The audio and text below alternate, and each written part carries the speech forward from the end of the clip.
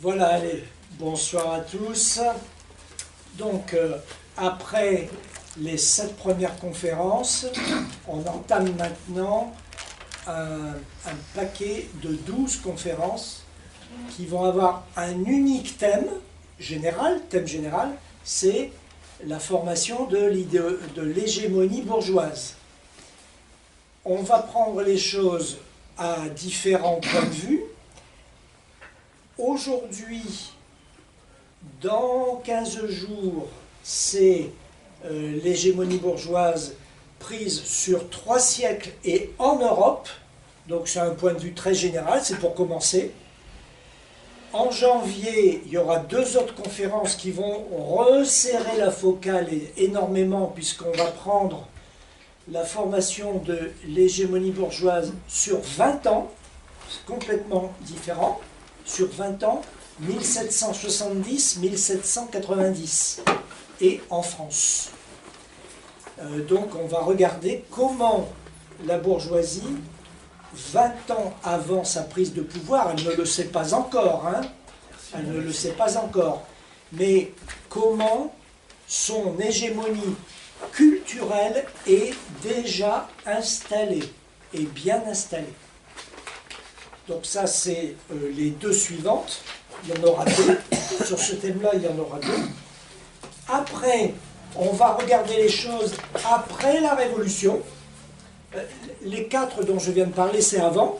Et après, on va passer après la Révolution, au 19e d'abord et au 20e après. Alors au 19e, on va regarder l'école, la formation de l'hégémonie bourgeoise par l'école, le 8 février, après par la philosophie, le 1er et le 15 mars, après encore par l'histoire, le 29 mars, tout ça au 19e.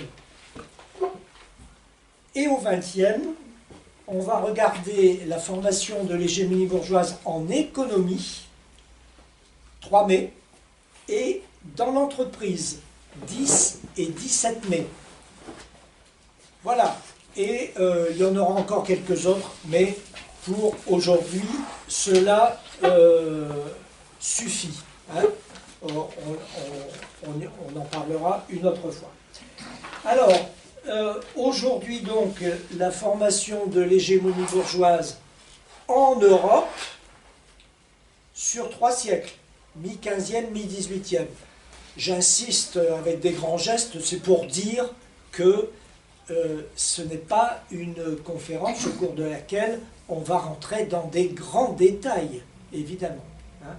Donc il s'agit de pointer des évolutions, de fournir des repères, etc. Ma base de travail, la voici. Donc c'est un ouvrage monumental de Alain Beer, qui est un économiste, Le premier âge du capitalisme, ça s'appelle, et cela embrasse tout le capitalisme de 1415 à 1763. Voilà. Je vais m'appuyer là-dessus. Donc il y a 3 tomes, 1, 2 et 3. Donc un volume et 2 volumes. Donc 4 volumes, 4200 pages au total. J'ai résumé le tome 2, qui fait 800 pages, et vous l'avez sur mon blog, un fichier PDF sur mon blog, le résumé du tome 2. Voilà. Le blog Les Amis de la Liberté. Hein. Alors, le site des Amis de la Liberté, quand vous êtes sur le site des Amis de la Liberté, vous le petit nouveau là, ouais, ben, écrire. Vous allez tout en bas à gauche, blog de Daniel Amédro, et vous trouverez ça.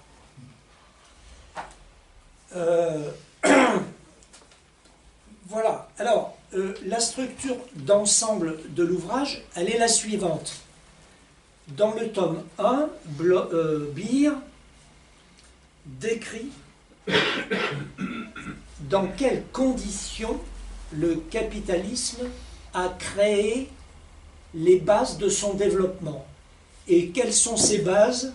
C'est la guerre, le colonialisme Enfin bref. Et l'esclavage. Et l'esclavage. Voilà. Tome 1. Donc, Amérique du Nord, Amérique latine, etc. etc. Bref. Là, il y a de quoi faire un beau livre noir du capitalisme. Dans le tome 2, Beer explique comment, sur la base de l'esclavage, colonialisme, la guerre, comment le capitalisme s'est développé, a mis en place, comment se sont mis en place les rapports capitalistes de production. On parle aussi des guerres et des révolutions à travers lesquelles ça s'est fait, mais là plutôt en Europe, et non plus à l'extérieur, en Europe. En Europe, pas forcément sur terre, hein, mais aussi sur mer, bien entendu. Et comment a été créé l'État, et puis aussi, après, au bout du bout, eh bien, on va dire, la société capitaliste, la modernité, l'individu capitaliste, l'individu libéral, etc. Et dans le tome 3, en 2 volumes, eh bien, Beer applique la grille d'analyse du tome 2 à tous les pays d'Europe. Les uns après les autres, ils passent tous à la casserole. Il analyse le processus qu'il a défini ici, il l'analyse pays par pays. Là, c'est Europe, et là, c'est pays par pays. Et moi, je reste Europe, hein, parce que je veux être synthétique et repérer des choses. Voilà. Alors,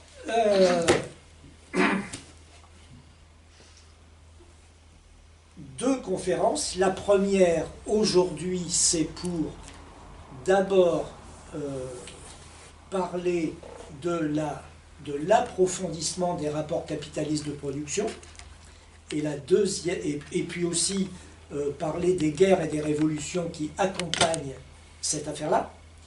Et le 14 décembre, eh bien, nous parlerons de la formation de l'État capitaliste et de ce que Beer appelle l'invention de la modernité.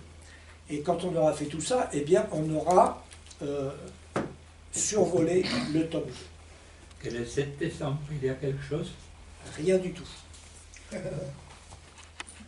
Non, non, il n'y a rien. J'ai déplacé, c'était prévu le 7 au départ. J'ai déplacé du 7 au 30 novembre parce que je me retrouve maintenant avec une réunion le 7. Voilà pourquoi votre fille est malade. Donc, hein, mais elle se porte bien. Mais elle se porte bien. Donc, le parachèvement des rapports capitalistes de production, c'est mon premier point aujourd'hui. Je vais aborder 6 thèmes sur ce premier point. Le capital commercial, le capital financier, le prolétariat, le capital industriel, le marché capitaliste et sixièmement les politiques mercantilistes. Donc je vais vous proposer quelques notations impressionnistes sur chacun de ces thèmes.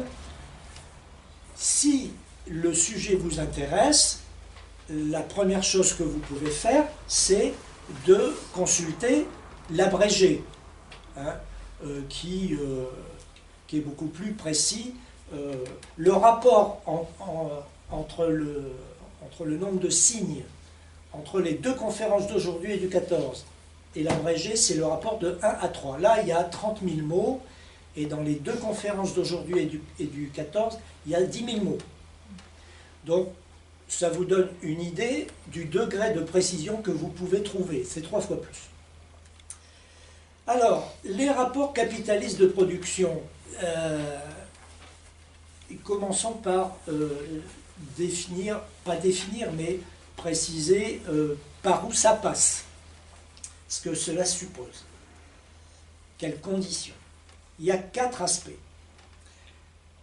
Premièrement, pour pouvoir parler de rapport capitaliste de production, premièrement, il faut du capital argent accumulé.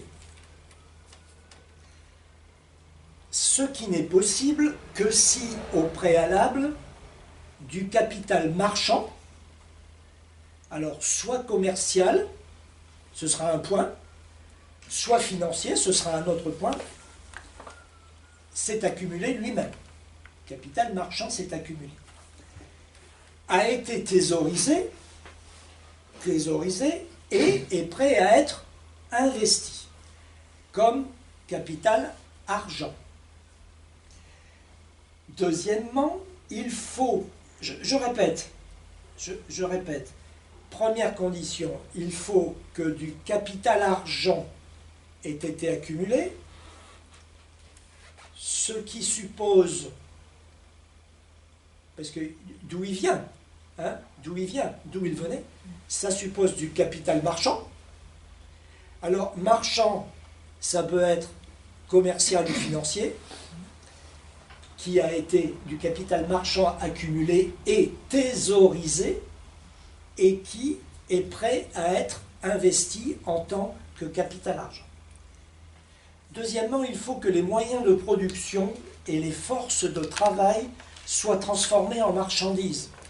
Moyens de production, les machines, les locaux, tout ce que vous voulez, l'énergie et autres, et les forces de travail, c'est-à-dire les personnes qui travaillent, soient transformées en marchandises.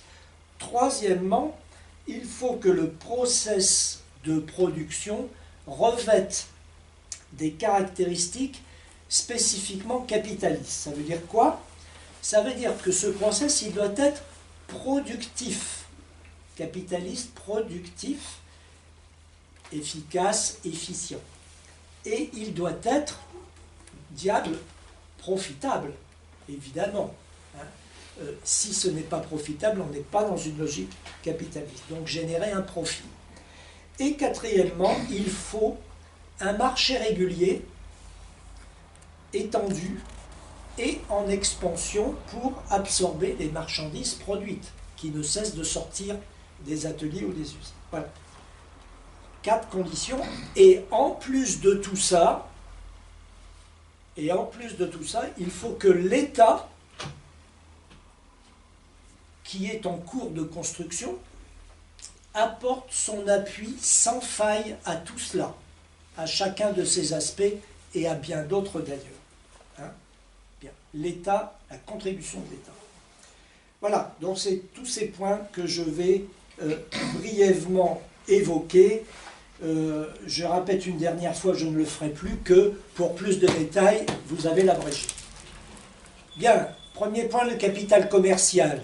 Quelques notes là-dessus. Il connaît un mouvement de développement, d'accumulation et de concentration important en lien avec l'ouverture des nouvelles routes commerciales, maritimes, en direction des Amériques, de l'Afrique et de l'Asie. Donc, tome 1, sur lequel je ne vais pas insister, mais colonisation, nouvelles routes maritimes, les grandes découvertes, etc. etc. L'or, je vais y revenir, etc. Donc, le capital commercial se développe énormément. Les compagnies des Indes orientales, des Indes occidentales, vous connaissez ça sans doute, se développent et réalisent des bénéfices somptueux. Dans ce contexte, et en retour, le commerce, les marchandises nouvelles arrivent en Europe. Après que le commerce s'est implanté, développé partout, eh bien, tout ça finit par arriver en Europe. Les épices, ça c'est presque Gênant. anecdotique, mais bon. Donc des nouveaux produits qui sont mis à la vente, qui sont proposés à la vente. D'après Pierre Chaunu, un historien français, l'or et l'argent représentent alors 3 fois le commerce de blé, qui est le plus grand commerce de l'Ancien Monde. Les choses s'accéléreront encore au XVIIe siècle, quand les Néerlandais, là c'est leur siècle, le XVIIe c'est le siècle des Néerlandais, quand ils vont s'emparer du commerce asiatique. Bref, l'époque est mercantile. Voilà. Dans ce contexte, eh bien, vous pouvez vous douter que les pratiques commerciales évoluent. Hein, la zone géographique à partir de laquelle ça s'opère évolue considérablement, elle se métamorphose, les pratiques évoluent, le commerce de gros apparaît, les foires spécialisées apparaissent, les foires universelles apparaissent, et elles viennent s'ajouter aux foires périodiques. Ce sont peut-être les plus connus, les foires là vers Mâcon, Champagne, etc. Ces foires périodiques, donc viennent s'ajouter aux foires périodiques, toutes celles que je viens de citer. Autres pratiques qui apparaissent dans ce grand mouvement, les pratiques de compensation entre créances et dettes, c'est-à-dire, ça a un nom, c'est les lettres de change. Bien. C'est de cette époque-là. Ce n'est pas du tout contrairement. Je vais abattre beaucoup de stéréotypes ou d'idées reçues dans ce domaine. Vous allez voir, ce n'est pas fini. Les lettres de change, mi-15e. Le marché tend à devenir permanent, alors qu'avant, il était périodique. Les foires périodiques. Là, il tend à devenir permanent. Apparaissent aussi le commerce d'entrepôt, qui n'existait pas. Le commerce d'entrepôt. La vente aux enchères. C'est de cette époque. La vente à distance. La vente sur échantillon. Les bourses du commerce, c'est plus connu. L'assurance commerciale, il fallait assurer les navires et les marchandises sur les navires. Le courtier, bon, tout ça c'est de cette époque, j'en passe et des meilleurs, beaucoup plus de détails dans l'abrégé ou dans le livre. Les techniques comptables évoluent aussi, je me contente de dire qu'elles évoluent, je me garde bien de les décrire, bien entendu, si ce n'est pour dire qu'apparaît la comptabilité à double colonne, hein, dont la technique m'échappe, mais qui est une évolution très importante dans la comptabilité. Un droit des sociétés commence à émerger, enfin, je m'arrête là, hein, sur les pratiques commerciales. Deuxième point, le capital financier. Il se développe lui aussi de manière spectaculaire. Recours de plus en plus fréquent au crédit commercial, reconnaissance de dette, cédule, billets au porteur, lettres de change et bancaire. Escompte des traites et de prêts bancaires, émission de monnaie fiduciaire, des billets de banque. Oui, encore une fois. Hein, Comment ça fonctionne la lettre d'échange? alors je pense que Ça existe toujours. c'est une lettre au porteur. La lettre dit que quelqu'un est redevable d'une somme à cette personne qui est porteur. Voilà. Ça existe. Alors, je peux expliquer. Aujourd'hui, ça existe. Quand on est entrepreneur, on peut avoir une lettre de change. Alors, on peut la transférer à quelqu'un d'autre. C'est-à-dire, soit moi, je reçois une lettre de change. Des sous, ça m'est arrivé. Soit je le mets à la banque, ou je peux donner à quelqu'un d'autre. C'est actuel aujourd'hui. C'est au porteur, la lettre. C'est au porteur. Ah oui. Ouais, c'est au porteur. On l'utilise de moins en moins, mais ça existe toujours. Je pense, sauf erreur, Jean-Pierre, que sur la lettre, c'est le porteur de cette lettre. Oui, et alors, il y a un destinataire, mais on peut le transférer. C'est ça. Voilà. On n'en demande pas plus, mais en tout cas, ce qui est intéressant de savoir, c'est que ce genre de technique date de cette époque-là, parce qu'on a un petit peu tendance à penser que notre époque très financiarisée a inventé beaucoup de choses. Je ne le nie pas. Je ne nie pas que l'époque a inventé beaucoup de choses, beaucoup de produits financiers. Mais elle n'a pas forcément inventé le meilleur. Le meilleur, c'est sûrement ça. Alors que ce qu'a inventé notre époque actuelle, disons, je vais m'abstenir d'évaluer, mais je veux dire, certains produits, là, moi je ne connais pas les noms, mais certains produits qui ont débouché sur la crise de 2008, par exemple, c'est pas forcément génial. Hein. Bref, c'est pas notre sujet. Donc, dans la suite de ce que vient de dire Hugues, donc les premières compagnies d'assurance apparaissent au XVIe siècle, je l'ai déjà un tout petit peu évoqué, et dans toute cette folie, le gonflement des dépenses publiques et du crédit public qui va avec, dépenses publiques, crédit public, eh bien, ça dope aussi le capital financier. Parce qu'évidemment, quand on dit crédit public, dépenses publiques, c'est-à-dire la puissance publique emprunte, elle contracte des dettes, mais il ne faut jamais oublier qu'en face des dettes, il y a un créancier. Et donc, qui sont ces créanciers? Eh bien, déjà à cette époque-là, c'est la bourgeoisie financière. Déjà à cette époque-là, elle est en train, c'est là qu'elle commence à se faire son précaire. Jacques Coeur. Jacques Coeur. Les premiers marchés financiers apparaissent. Donc il y a deux grandes places financières qui sont très connues. C'est Anvers. Alors Anvers, c'est au cours du second XVIe siècle que Anvers domine. Et ensuite Amsterdam au début du XVIIe. Voilà, sur l'aspect capital financier. Le troisième point, c'est le prolétariat. Parce que, bon, on vient de citer un certain nombre de personnes, là, hein, donc on voit à peu près hein, qui représente la partie bourgeoise, mais qui représente l'autre partie, le travail. Alors, la réponse à cette question, elle va venir à travers tout un processus d'expropriation des producteurs.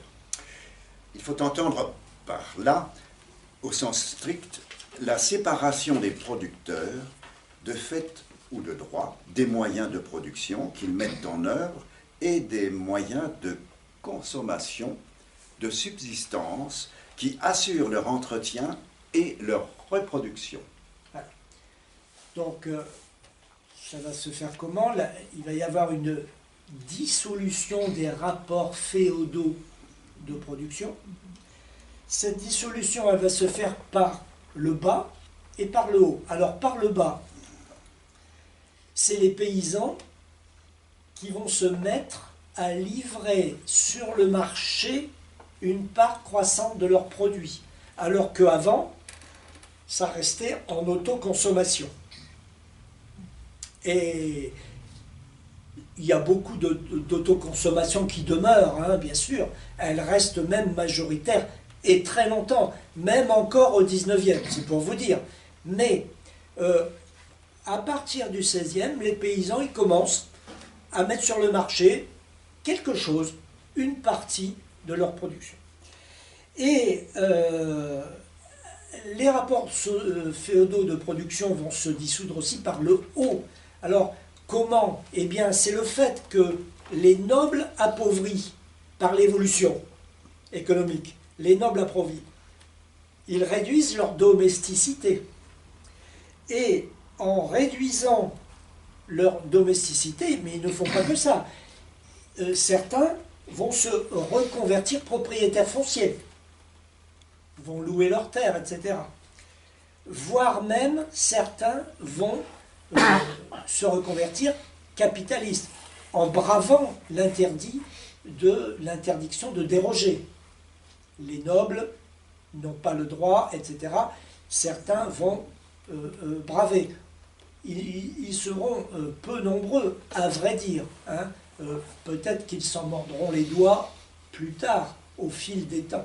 Mais certains vont devenir des capitalistes agraires. L'État aussi va jouer un rôle dans tout ça, avec les guerres et avec la pression fiscale que cela va engendrer et qui va appauvrir encore des personnes, des pauvres, mais aussi des nobles, qui va fragiliser la structure féodale.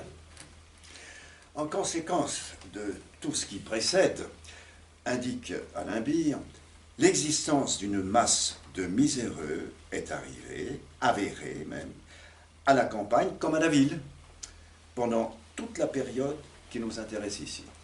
Alors c'est là qu'intervient l'histoire de la contrainte du travail salarié, de l'apparition des prolétaires. Sauf que il y a quand même un problème, c'est que les miséreux, mais ça on le sait tous, ce sont des fiefés fainéants. Ils ne veulent pas travailler. Colbert s'en plaint à l'intendant de Bourges. La fainéantise est si grande dans la ville et le plat pays que j'avance que je ne puis revenir de l'étonnement où m'a mis leur paresse. Et ce ne sera pas une petite affaire que de réduire ces gens-ci à travailler de la bonne manière. Voilà. Ça, c'est Colbert. Ça, vous pouvez la retenir, cette phrase. Réduire ces gens-ci à travailler de la bonne manière. Vous pouvez retenir cette phrase, pourquoi? Parce que tout le programme de la bourgeoisie industrielle est dedans, et encore aujourd'hui. Le code noir aussi. Eh ben oui, voilà. La bonne manière, ça fait combien d'heures par jour? Alors là, 46. il ne faut pas le dire. Alors, qui va s'y coller dans tout ça? Qui va faire monter cette mayonnaise? Eh bien, c'est l'État. L'État. Qu'est-ce qu'il va faire, l'État? Il va obliger les gueux à accepter les nouveaux contrats de travail. Comment? Il va durcir les conditions d'accès à la charité. Je prends un exemple qui n'est pas français, mais anglais. C'est des lois de 1500 ou 1400 par là, dans les 1400-1500, où en Angleterre, il y a des lois qui suppriment toutes les procédures de charité et qui à la place mettent en place... Les working house. c'est ça, voilà, les working house. Bon, qui seront ensuite réformés plusieurs fois et finalement supprimés. Mais quand on regarde... Alors c'est dans un autre livre qu'on a droit à la description de ça, c'est dans La Grande Transformation de Polanyi. La Grande Transformation, collection Tel-Gallimard. Polanyi explique dans le détail comment tout ça se passe et il explique aussi que au bout du bout, cela sera un échec. Mais sur le moment, l'État anglais, eh bien, il apporte cette contribution-là à l'évolution économique. L'autre évolution, c'est la lutte contre le vagabondage. Tout ça est relativement banal. C'est l'interdiction de la mendicité. Mais il y a certaines choses ici là, qui ont des relents actuels. Mais si je peux, l'interdiction de la mendicité sous Louis XIV, je pense que c'est sous Louis XIV, le gouvernement royal a créé créer des hôpitaux, un hôpital à Paris, l'hôpital général, je crois que ça s'appelait. L'idée, c'était de rassembler tous les mendiants qui déferlaient un peu de partout parce qu'ils étaient malheureux. Voilà. Il y en avait plein à Paris, donc on les avait mis dans cet hôpital général. Alors là-dedans, il y avait des gens très malades, il y avait des miséreux, tout ça. Tout ça a été confondu dans des conditions d'hygiène hallucinantes. Ceux qui pouvaient, c'est ce que tu disais, là, les fainéants, tout ça, qui résistaient encore, allez, plouf, on les faisait travailler. Voilà. Et ça a eu, alors je ne sais plus, mais il y avait, en quelques années, il y a eu plusieurs dizaines de milliers de morts dans ces conditions quoi, d'hôpitaux généraux qui étaient, enfin c'était le bazar, mais ça n'a pas empêché qu'il y a eu peut-être plus d'une vingtaine d'hôpitaux généraux créés en province, ailleurs qu'à Paris. Et c'était cette idée que les gens, il fallait qu'ils travaillent, qu'ils soient soignés, et il y a eu plusieurs milliers de gens morts. Alors, c'était sous Louis XIV. Le travail forcé donc, de sorte que tout ça mis bout à bout, eh bien, le travail libre, c'est-à-dire le travail, le nouveau contrat de travail bourgeois, le travail libre va se développer, bien entendu, travail libre entre guillemets, mais sous la menace de son contraire, c'est-à-dire le travail forcé. Hein? Donc c'est soit l'un, soit l'autre. Et l'État ne va pas s'arrêter là. Après avoir contraint les gens à se prolétariser, eh bien, il va intervenir par le droit, encore une fois. Il va réglementer le niveau des salaires. Il ne faudrait pas croire que ce genre d'actes réglementaires date d'aujourd'hui. Non. L'État réglemente le niveau des salaires. Il définit dans le détail les conditions d'emploi et de travail, l'État. Il va imposer l'embauche à vie, avec un préavis très long, jusqu'à 1 an, voire plus. Et le départ interdit tant que le remplaçant n'est pas arrivé. Voilà. Ça reflète la question du manque de main-d'œuvre aussi. De main-d'œuvre, disons, pour les nouveaux contrats. Hein. Là, on ne parle pas de la campagne, là. Hein. On parle des artisans de la ville. Et puis, il va, évidemment, bien sûr, il va réprimer les coalitions ouvrières que l'on appelait des cabales. Voilà, des cabales. C-A-B-A-L-E. Voilà, pour le prolétariat. Donc, vous voyez, ce que vous pouvez retenir, c'est que l'État a joué son rôle depuis le début, y compris au XVe siècle, il y a 6 siècles de cela. Le capital industriel, maintenant, c'est le 4e point. Beer cadre la problématique du capital industriel dans ses liens avec le capital commercial et le capital financier. Pour que les rapports capitalistes de production puissent se parachever, il ne suffit pas que du capital argent se soit accumulé en quantité suffisante, ni même que ce dernier puisse s'échanger contre des moyens de production et des forces de travail. Il faut encore que ces derniers se combinent de manière que le process de travail, soit simultanément un process de valorisation, formateur de valeur et de plus-value. Cela implique la transformation de l'ensemble des aspects matériels et humains, techniques et organisationnels, des process de travail hérités de l'histoire pour les subordonner aux exigences d'une valorisation du capital. Ce n'est qu'à cette condition que se constitue ce que Marx dénomme le capital industriel. Voilà. Donc ça, propos général, on peut distinguer c'est très, très classique. On peut distinguer la sphère de l'agriculture, le monde de l'agriculture. À côté de ça, eh bien, tout ce qui est le monde de la manufacture, premier stade d'évolution. Et puis le troisième monde que l'on peut distinguer, eh bien, c'est l'industrie automatique qui existe déjà, bien entendu, avec des formes évidemment particulières. Alors, sur le capital agraire, tout d'abord, il va progresser tout doucement. Alors, pour plusieurs raisons. D'abord parce que l'autoconsommation va quand même résister pas mal. L'autoconsommation va résister aux avancées du marché. Hein, je disais tout à l'heure que les rapports féodaux sont mités par le bas, par la mise sur le marché des productions des paysans, mais ça reste marginal, minoritaire, et l'autoconsommation quand même, elle résiste pas mal, et en France en particulier.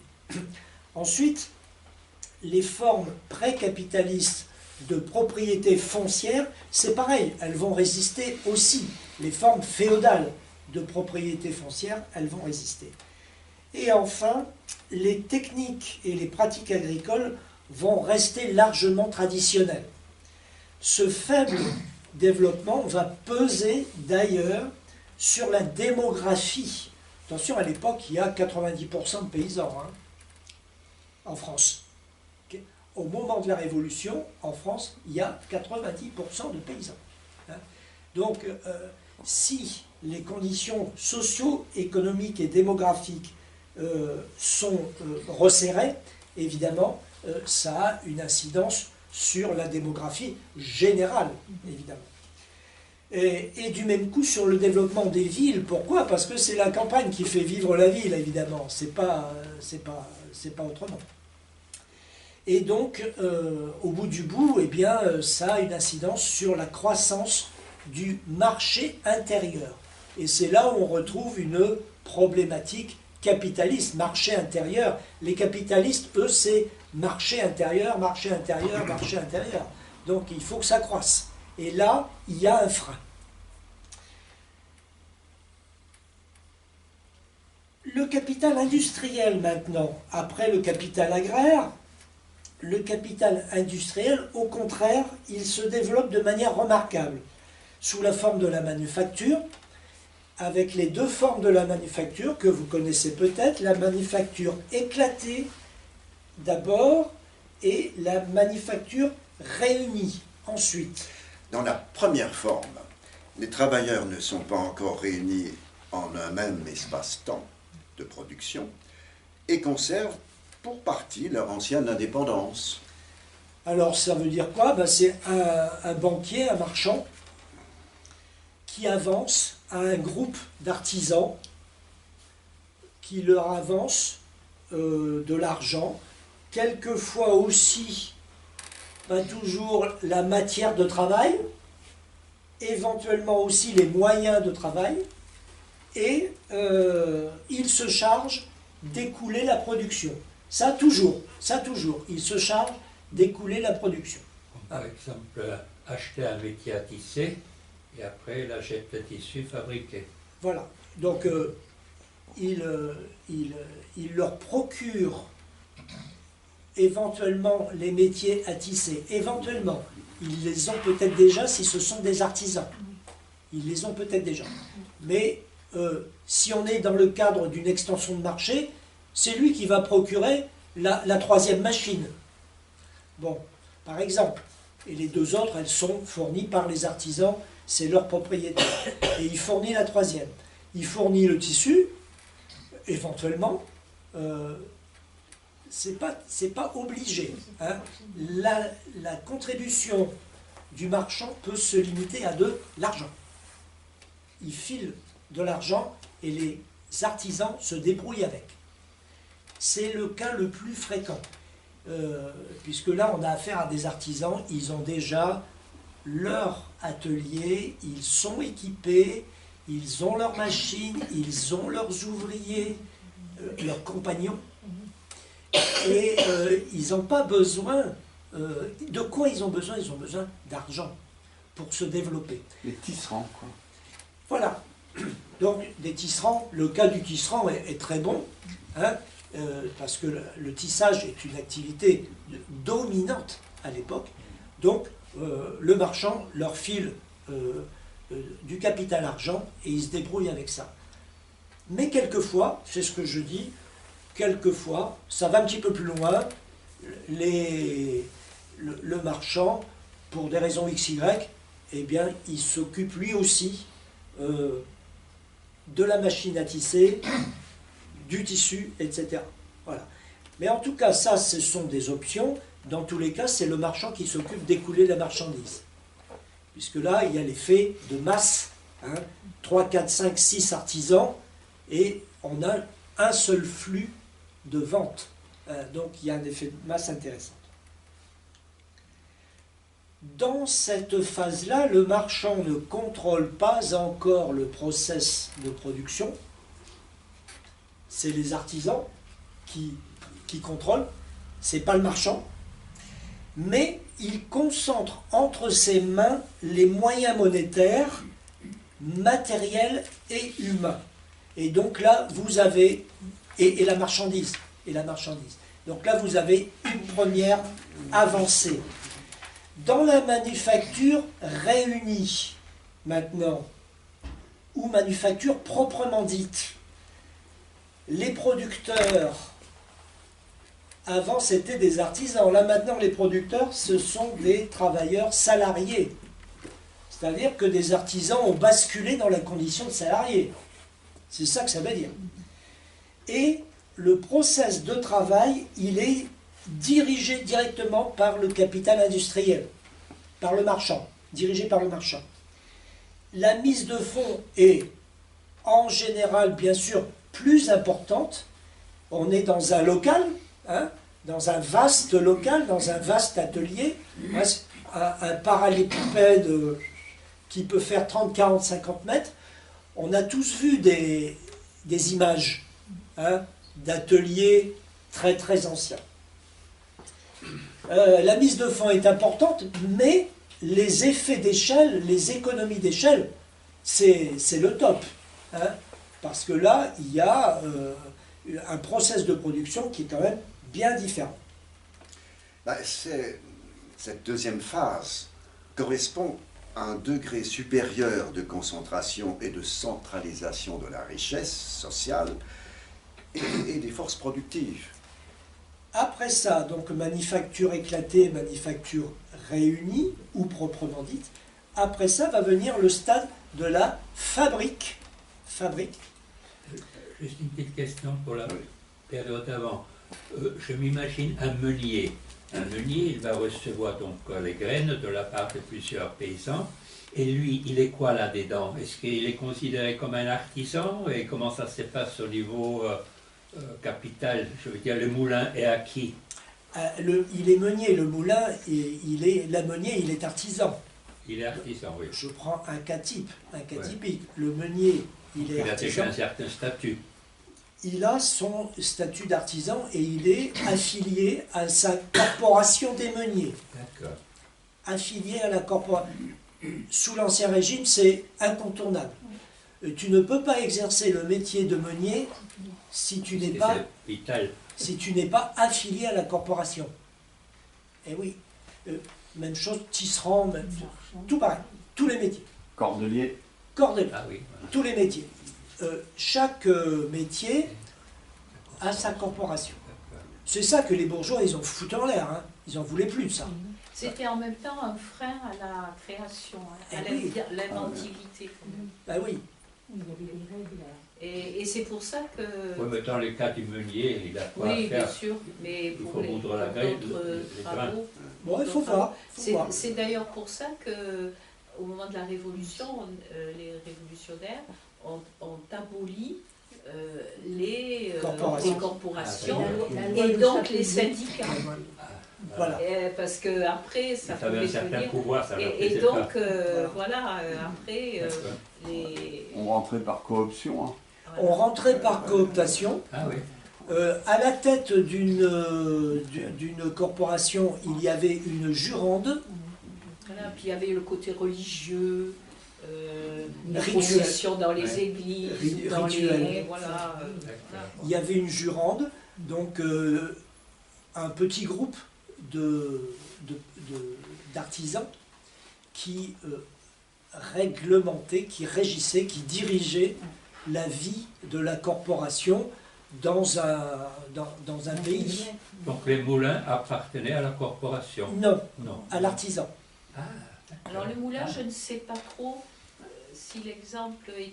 Enfin, on peut avoir... Parce que C'est le moulin, ambigu, c'est là, quand même... parce C'est que là, entré dans la c'est grève, foncier, dans la hein. grève, dans On est dans le foncier, là. quand même. Oui. Alors que les autres corporations, elles étaient beaucoup plus urbaines. Enfin, il me semble, hein, là, j'ai Et pas puis les trop, bois, il fallait couper les arbres. j'ai et pas tout. Oui, trop, oui, oui.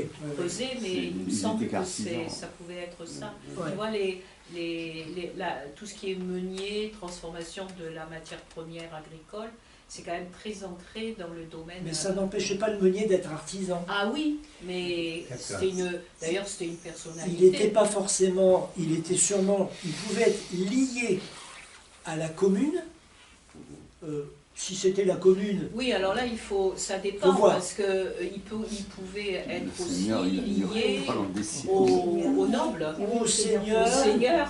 éventuellement au Donc seigneur, ça dépendait des moments, hein, Voilà. des C'était endroits, propriétaires fonciers, souvent les seigneurs. Et oui. ou les propriétaires fonciers. avec... Moi, ce qui me fait être étonné, parce que j'apprends plein de choses que je ne sais pas, c'est toujours pittoresque, c'est que quand on voit le côté féodal, l'apparition des châteaux forts, pour protéger les gens, vous allez, s'il y a la guerre, on va vous protéger, allez, construisez les châteaux, d'abord, premièrement, hein, donc corvée, Corvée. obligé. Ensuite, le statut de corvéable, il apparaissait tout de suite par la peur. Hein. Ensuite, par rapport à l'existence d'un début de, disons, de territoire limitrophe, parce que chacun avait son château et son territoire, il y avait d'emblée des polices qui étaient déjà là. Les gens étaient vérifiés. Des milices. Mieux que ça, des troupes. Ouais, Le seigneur avait ses troupes. bien sûr. Le moindre paysan qui volait un lapin, parce que ce que vous racontez, c'est idéalisé pour moi. Ce changement, bon, bien sûr, j'ai en tête Sully, labourage et pâturage sont les deux mamelles de la France. Bon, ben, on est quand même au XVe siècle. Là, hein. Bon, avant, il y a Jacques Coeur. Bon, mais entre-temps, il y a eu les Templiers qui sont passés par là, qui ont organisé beaucoup de choses. Philippe le Bel, il s'en est passé des choses. Bien sûr. Des bouleversements. Mais Non, c'est intéressant ce que vous dites, c'est passionnant. On va y venir, hein, parce que Mais, mais j'aurais aimé confondre. quand même, ça, enfin, pour ma compréhension, que les prémices soient établies. Parce que là, ce que vous dites, c'est surprenant, à commencer à savoir à qui était le moulin du meunier. Parce que, Non, mais moi je pense quand même que l'objet du travail, là, c'est quand même le début aussi. Il faut tout s'imprime. ah ben ça s'est fait sur des C'est siècles, le début on est du d'accord. capitalisme et en même temps que se développe ce capitalisme provoqué par les grandes découvertes. Il faut bien oui, dire que les grandes découvertes, c'est fondamental, parce que ça apporte justement le pognon, l'or, tout ça, quoi.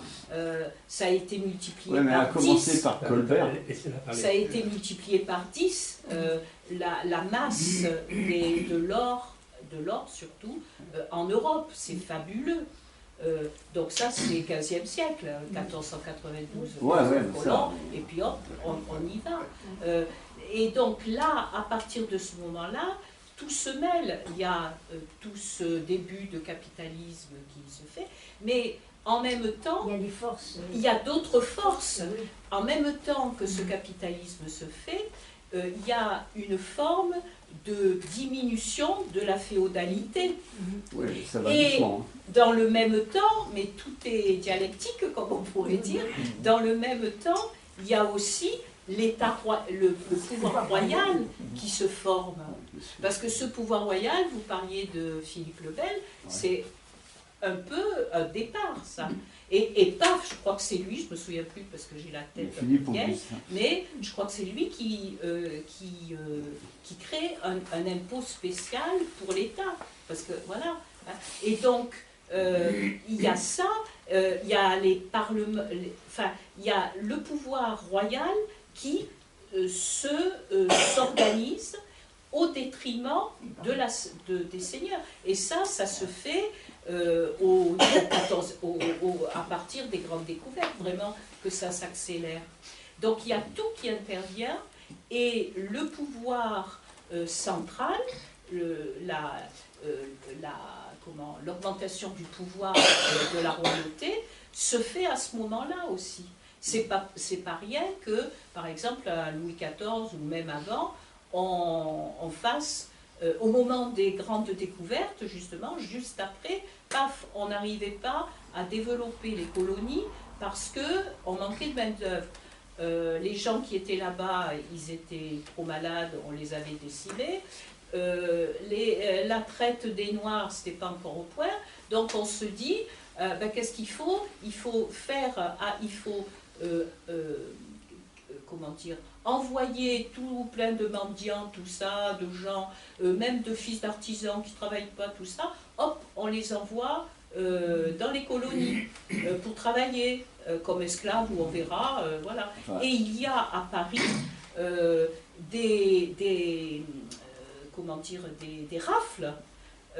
Des rafles qui prennent les jeunes gens et qui prétendent les envoyer comme main-d'œuvre. Sur les ports aussi, il y a Sur des les rafles, ports.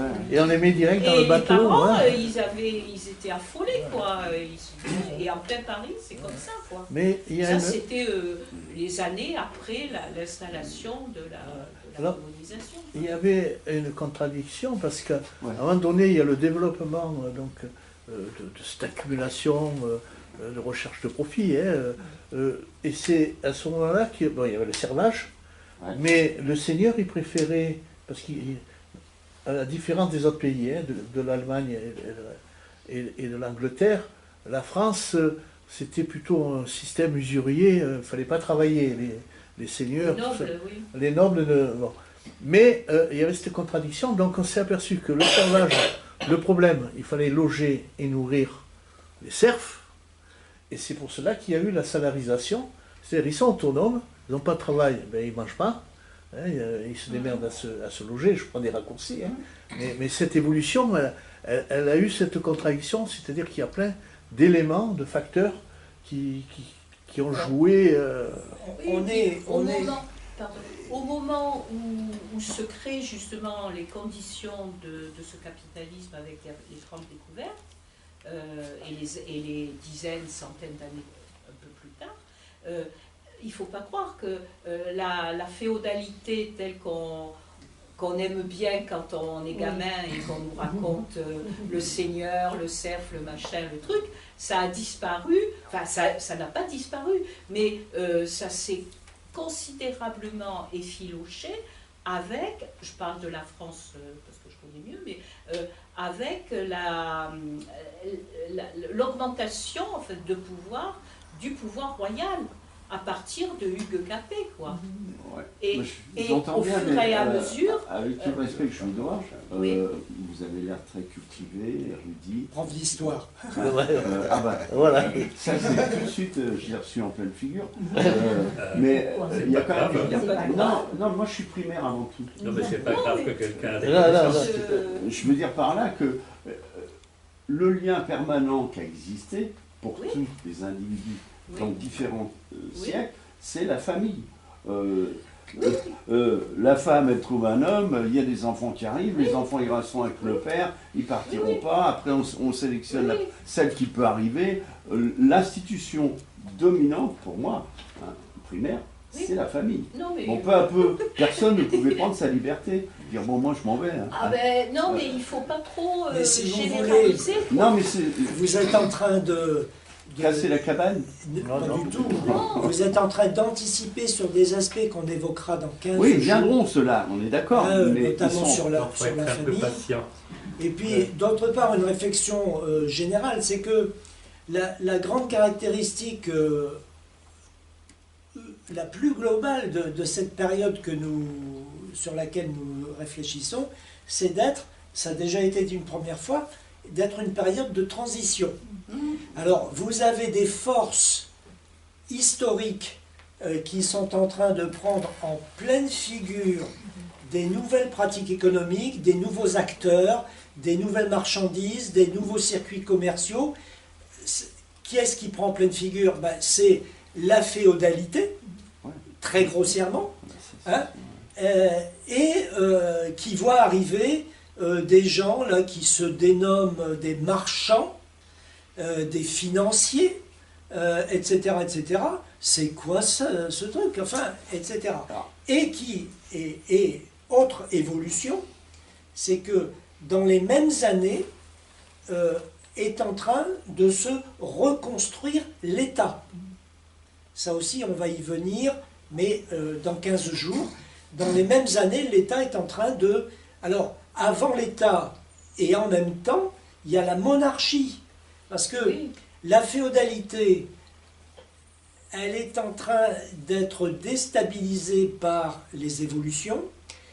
Et qui va tirer parti de cette déstabilisation? Eh bien, c'est la monarchie. On va d'abord voir arriver des rois, la royauté, et puis ensuite, on va passer de la royauté à la monarchie. Ça, on va le voir dès aujourd'hui. On va avoir un mouvement, si vous voulez, royauté, monarchie, absolutisme. Typiquement, évidemment, quand on dit absolutisme, c'est Louis XIV, typiquement. Bien, mais tout ceci est le fruit d'un mouvement. Enfin, François Ier avait fait pas mal non plus. Et voilà, donc on a une période qui est extrêmement complexe à interpréter, bien entendu, mais encore une fois, je l'ai dit tout à l'heure, hein, quand on survole une période de 3 siècles, forcément, on n'entre pas dans tous les détails. Ah non, on est d'accord. Ce que je veux faire, c'est fournir des points de repère, des choses qui permettent de mieux comprendre des ouvrages d'histoire ou des émissions de télé ou autres, surtout des ouvrages d'histoire plus que des émissions de télé. Parce que si on regarde une émission de Stéphane Bern, on ne va rien retrouver de ce que moi je peux raconter, bien entendu. Stéphane Bern, c'est autre chose. Mais notre objectif, c'est ça, c'est d'apporter des éléments critiques qui permettent de se faire sa propre opinion après dans les lectures qu'on peut faire. Enfin, moi, ce qui me laisse pantois et étonné, moi j'ai écouté Franck Ferrand sur les rois. Donc, j'en sais un peu plus qu'avant, parce que c'était la semaine dernière.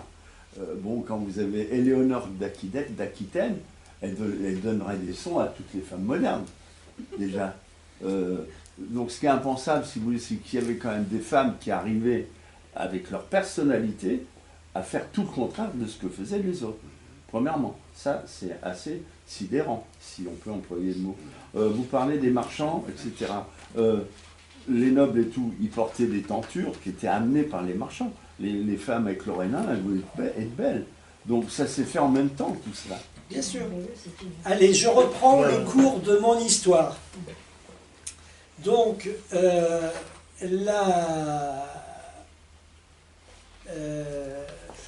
c'est par là, j'étais arrivé à la fabrique. À la fabrique. Donc, manufacture éclatée, manufacture réunie, fabrique. Donc, le stade de la fabrique, le process de production tend à s'autonomiser. Parmi les éléments de contexte favorables, vous avez la Renaissance, qui est la source d'une abondante littérature technique, Léonard de Vinci, bien sûr, mais il n'est pas le seul, il y a d'autres beaucoup moins connus aussi.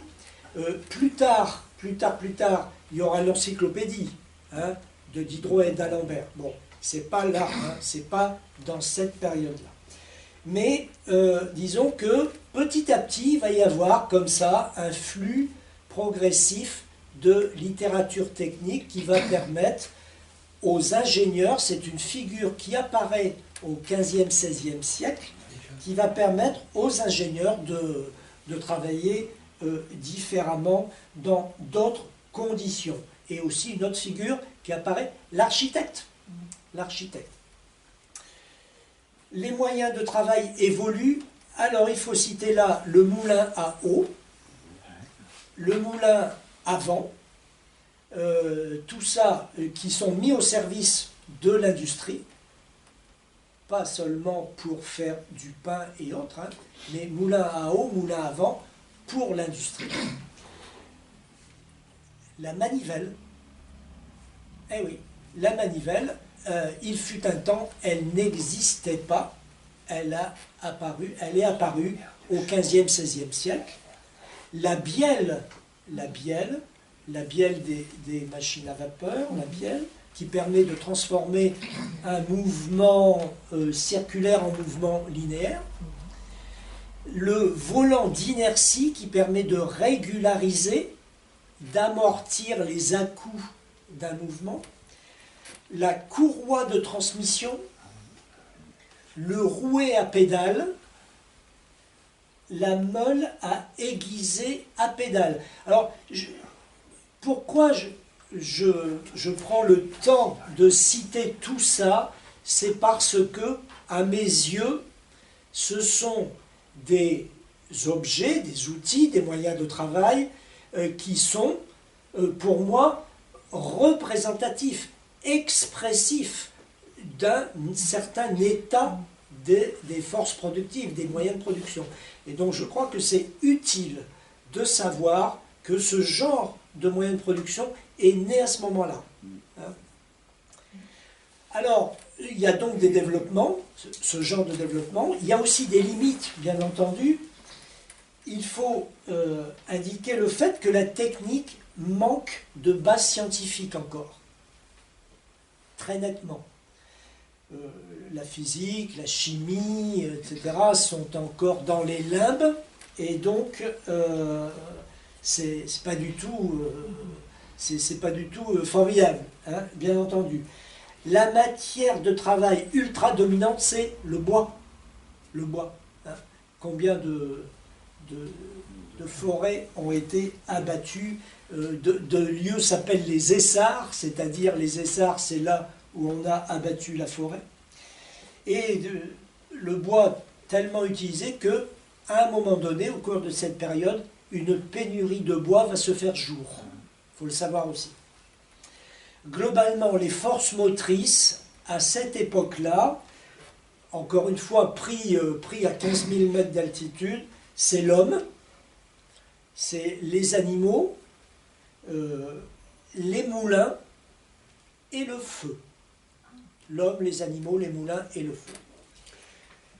Les maigres progrès scientifiques et techniques vont quand même rendre possible quelques avancées significatives sur la voie de l'automatisation des process de travail. Quelques exemples là encore. La scierie, le filage mécanique de la soie, les métiers à tisser mécaniques, la machine à tricoter, ainsi que le foulage, l'étirage, le pressurage, le lustrage, le pressage et le découpage des tissus. Beaucoup de ces progrès se sont faits par essais et erreurs, mais ils se sont faits quand même.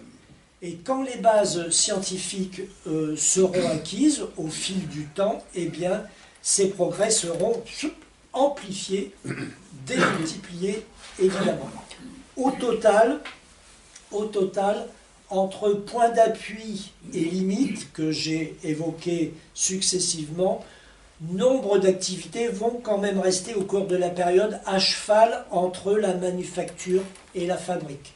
On est là aussi, de ce point de vue-là, c'est très clair, on est dans un entre-deux. Les progrès Ils ont eu lieu, mais il y a un mais, quoi. Hein, ça reste dans un entre-deux.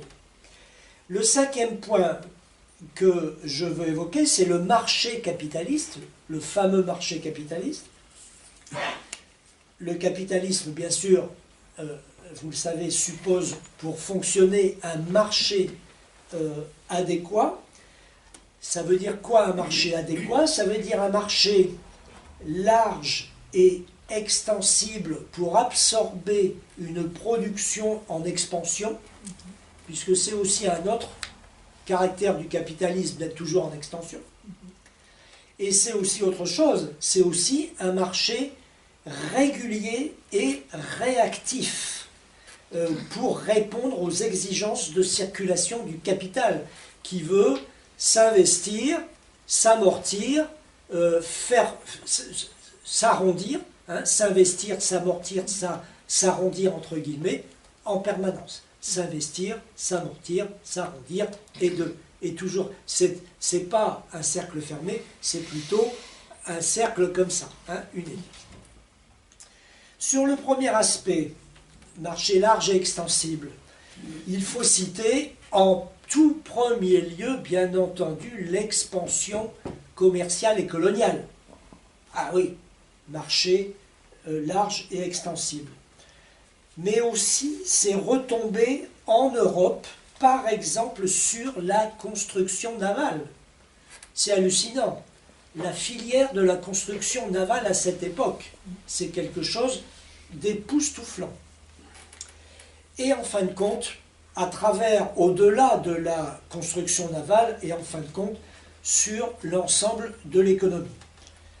Par ailleurs, je ne vais pas y insister, mais de nouveaux marchés se sont créés pour de nouveaux biens de consommation. On a un tout petit peu dit des choses tout à l'heure. En outre, l'afflux de métaux précieux,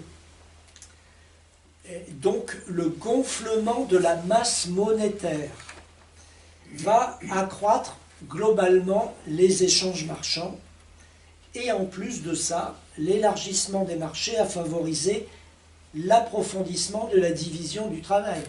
Marché élargi, beaucoup plus de marchandises à produire, donc c'est favorable à l'approfondissement de la division du travail. Un tel fait ça, un tel fait ça, un tel fait ça, etc. C'est ça que l'on peut faire quand le marché est large. Quand il est étroit, non. Chacun fait tout le produit à lui tout seul. Et puis, dernier aspect, l'élargissement des marchés a favorisé leur concentration entre eux, moins de mains, hein, moins de propriétaires. Sur le second aspect, c'est-à-dire le marché régulier et réactif, on pourrait citer beaucoup de choses, mais je vais citer l'apparition du phénomène de la mode. Bon, bien sûr lié avec l'Ancien Régime, les nobles, etc., bien entendu. Hein. Mais je vous indique que Beer y consacre 5 pages intéressantes dans ce livre-là.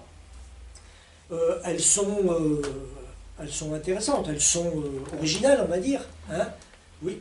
Quand on dit qu'il y a beaucoup d'or qui est arrivé et que c'était important, je me pose la question, une fois que c'est arrivé, c'était à qui et comment c'était réparti? Qu'est-ce qu'on faisait avec cet or, cette tonne d'or?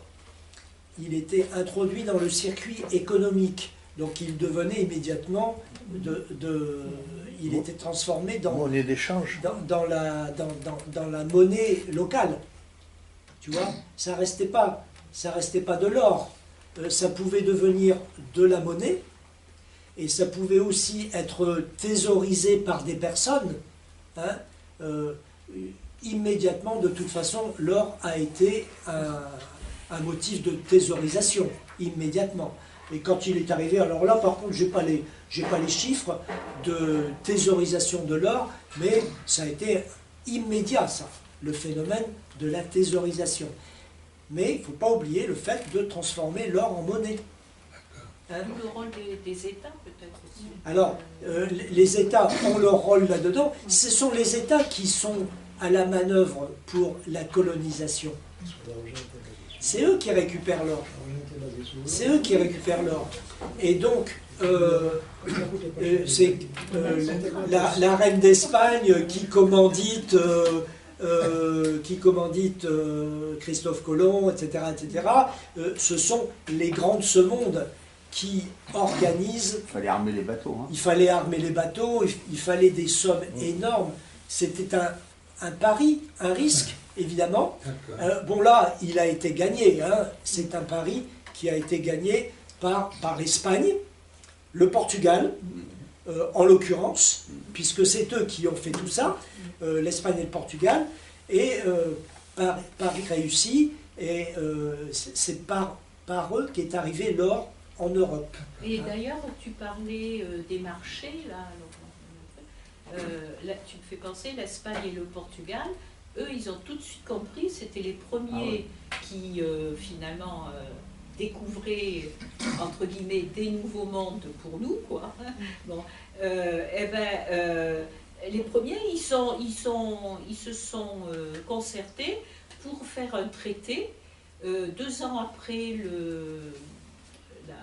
la découverte de Christophe Colomb, en 1494, donc, ils ont fait un traité de Tordesillas, qui partageait les découvertes, les marchés. Toi tu prends cette telle côte, moi je prends telle côte, et voilà. Et j'ai lu, parce que je regardais ton truc là, et j'ai lu, je ne sais plus où, que Karl Marx, il a dit, je ne sais plus dans quelle œuvre, que ce traité de Tordesillas était fondamental, oui, pour le développement. Je ne sais pas si tu avais vu ça quelque part. Non, c'est bien. Et moi, je me suis dit, ah oui, ben là, ils avaient tout compris, les marchés, quoi. Deux grands marchés. Voilà. On se partage le butin. Voilà, c'était les... Prenons, je continue la réponse. Les États ont l'or. Les États ont l'or. Qu'est-ce qu'ils peuvent en faire? Contracter des dettes. Donc, et oui, donc ensuite ils servent, il faut qu'ils remboursent. Donc ça crée et ça amplifie cette couche des financiers. Un pouvoir d'achat. Des financiers hein, qui financent la monarchie et avec un taux d'intérêt, etc. etc. Bon. Et ensuite, eh bien, les financiers investissent à leur tour dans les activités économiques, hein, ou bien ils poursuivent avec leurs bateaux, ils poursuivent la colonisation ici ou là, etc., etc. Voilà, donc c'est sans fin, c'est sans fin. Et à mesure que l'or arrive, donc on a dit tout à l'heure un chiffre que j'ai oublié, c'est une proportion énorme. Ouais, multiplié par 20. Multiplié par 20, le chiffre, vous l'aurez dans la trace écrite. Eh bien, à mesure que l'or arrive, il y a des activités qui se... C'est un stimulant énorme. Et en plus de ça, bon, les traités de Tordesillas, c'est pas tout le monde qui fait ça. Donc les pays, ils vont se battre pour avoir les colonies, les marchés. Ils vont faire la guerre. Louis XIV, il a fait que ça. On va y venir après. Il a besoin d'argent. Et bon, il s'adresse aux banquiers. La course. Voilà. Alors, sur l'aspect marché régulier et réactif, ça c'est quelque chose d'assez intuitif, hein, marché régulier et réactif. N'importe quel capitaliste veut que le marché sur lequel il est installé soit régulier et réactif. Il y a le phénomène de la mode. Bon, je vous laisse consulter l'abrégé par exemple. On va changer de mode de consommation sur cette histoire de marché régulier et réactif. On va passer, dit Beer, d'une consommation qui est décidée par de grands acteurs, style noble, hein, féodaux, nobles, monarchie après, etc., qui gèrent des grands groupes la cour, les monarques gèrent la cour, les nobles gèrent leur suite, des grands groupes, hein, plein de personnes, hein, et qui passent des grandes commandes, grands acteurs, grands groupes, grandes commandes. Hein, on passe de cette consommation-là à un autre type de consommation, une consommation d'Ibir à hauteur d'homme. Alors, à hauteur d'homme, c'est-à-dire, c'est des gens comme vous et moi qui achètent et qui font attention. Ils ont un budget, etc. Et ils sont attentifs à la qualité, à la quantité, etc. quoi. Enfin bref, des trucs tout bêtes. Hein.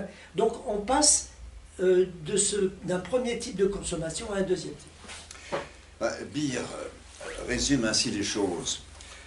Le parachèvement des rapports capitalistes de production va de pair comme cause et effet à la fois, avec une emprise grandissante de ces rapports sur toutes les sphères de la vie sociale, bien au-delà de sa seule sphère économique.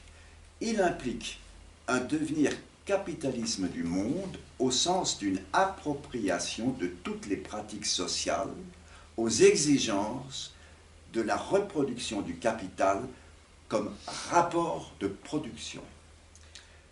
Et je passe maintenant au 6e point de cette première partie, les politiques mercantilistes. Alors, autre aspect important. Oui. Beer, il rappelle une nouvelle fois, hein, contre la légende libérale, que le capital n'aurait pas pu se parachever sans l'intervention décisive de l'État. Là aussi. Donc, les politiques mercantilistes, on va voir comment l'État, là aussi, s'en mêle. Et on peut dire d'ailleurs de ce point de vue-là que le mercantilisme, il reflète, de ce point de vue-là, eu égard à cette intervention de l'État, il reflète aussi le caractère absolutiste des États. Le mercantilisme, il est lié aussi à ça, au caractère absolutisme des États. Parce que ces États, ils entendent affirmer leur souveraineté dans le domaine économique, et le fait, c'est le fait que les intérêts économiques capitalistes sont également, ça les intéresse, sont également des choses où ils veulent intervenir. Autre point important à souligner, c'est le fait que la doctrine mercantiliste considère que l'économie est un jeu à somme nulle. En quoi c'est important? Ça veut dire quoi, ça, jeu à somme nulle? Ça veut dire que ce qui est gagné par les uns est perdu par les autres. Bien. Eh bien, Colbert dit par exemple... le commerce est une guerre d'argent. Et on ne peut pas augmenter l'argent qu'en même temps qu'on en ôte la même qualité aux États voisins. Alors ça veut dire une chose très importante et très grave en même temps, c'est que le mercantilisme, c'est une doctrine qui véhicule une vision belliciste des relations entre les États. Parce que ce que l'un il a, ben, l'autre l'a pas. Et inversement. Ce que je n'ai pas, c'est parce que l'autre l'a. Ça crée des ambitions. Ça crée des ambitions et ça génère la guerre. La guerre. Le trésor public, c'est quoi le trésor public dans ces conditions-là? Trésor public de la monarchie, ben, ça n'est jamais qu'un trésor de guerre. Le trésor public, c'est un trésor de guerre. Il faut qu'il soit le plus gros possible pour faire la guerre.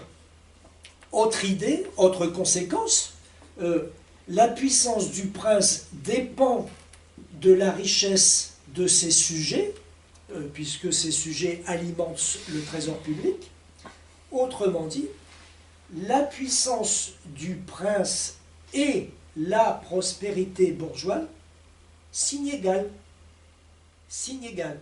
Vous voyez là la complicité que cela crée. Oui.